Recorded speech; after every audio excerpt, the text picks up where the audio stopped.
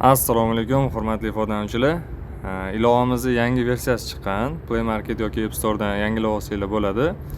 Yangilab olganinglardan keyin kimda qoralamalari yoki buyurtmalari ko'rinmayotgan bo'lsa, tepada romcha logotipini bosib turib, bir marta sinxronizatsiya qilib olishimiz kerak bo'ladi. Shunda hamma ma'lumotlar bazadan sizlarning telefoningizga yuklanadi.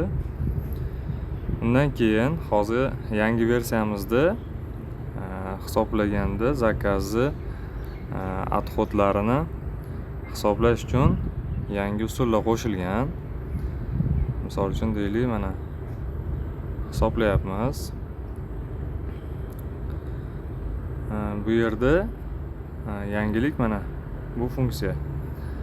Bu yer bosganimizda oldin 3% edi. Hozir sizlar kirganinglarda ham sizlarda 3% chiqadi. 3% qildik. Saqlab qo'ydik. Endi shu 3% belgilaganimiz bo'yicha umumiy shu zakazga ishlatilgan profillarni uzunligini olib, shunga qo'shimcha 3% отход uchun summa qo'shib qo'yadi zakazga. Bu birinchi usul. Ikkinchi usul to'liq bo'yga hisoblash. Misol uchun klient aytadi, qanaqadir noyobroq rangdan, qimmat rangdan zakaz bersa, отходiga ham to'lashga tayyorman desa, sizlar to'liq bo'yga hisoblab olishingiz mumkin. Bu qanaqa bo'ladi?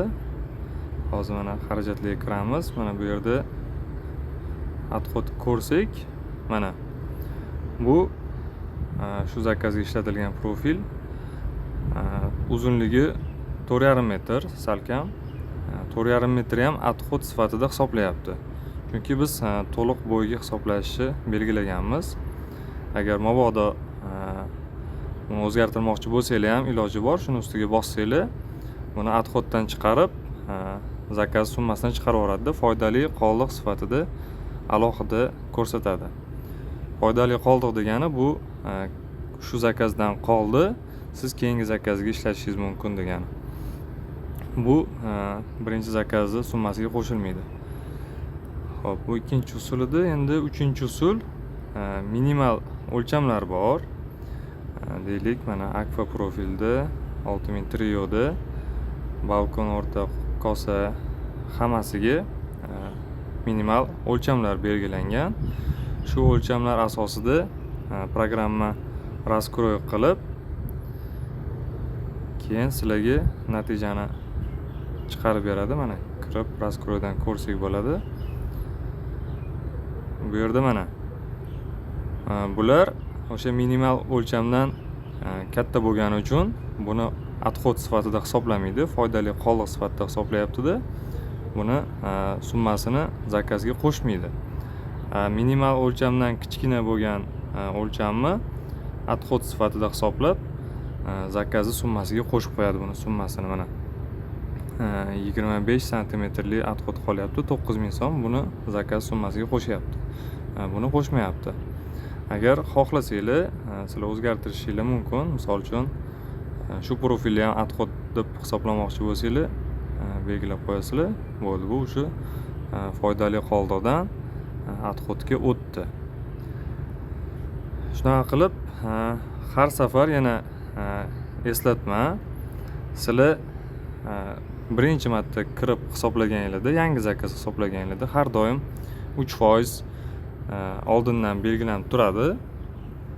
Keyin sizlar o'zingizlar o'zgartirib qo'yishingiz mumkin. Misol uchun 5% gami yoki 2% gami o'zgartirib qo'ysanglar, har safar yangi buyurtma ochganinglarda foizda hisoblash usuli belgilanib turadi avtomatik. Keyin sizlar uni bunisiga yoki bunisiga o'zgartirishingiz mumkin. Mana buni hozir qanaqa ishlashini ko'rsataman. Birinchisi mana minimal o'lchamlar bo'yicha hisoblash tanlab qo'ydik. Endi biz yangi yana boshqa fason qo'shyapmiz. Misol uchun qo'shdikda buni ham hisobladik. Mana buni hisoblaganda ham o'sha usul o'zgarmadi. Minimal o'lchamlarga asosan usulida hisoblayapti.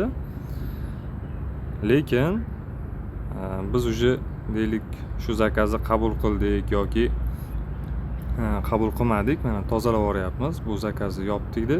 Boshqa yana yangi zakaz ochsak, endi boyagi yana foizga hisoblash usuliga qaytib qoldi mana. Avtomatik har doim yangi zakaz ochganingizda bunda turadi. O'zingizlar xohlab keyin boshqasiga o'zgartirib olishinglar mumkin. Bu hammasi shu o'zimizni sexavik akalarimiz taklifiga asosan qilindi. Hamma o'ziga kerakli usuldan foydalanib hisoblashi mumkin. Hammanglarga rahmat.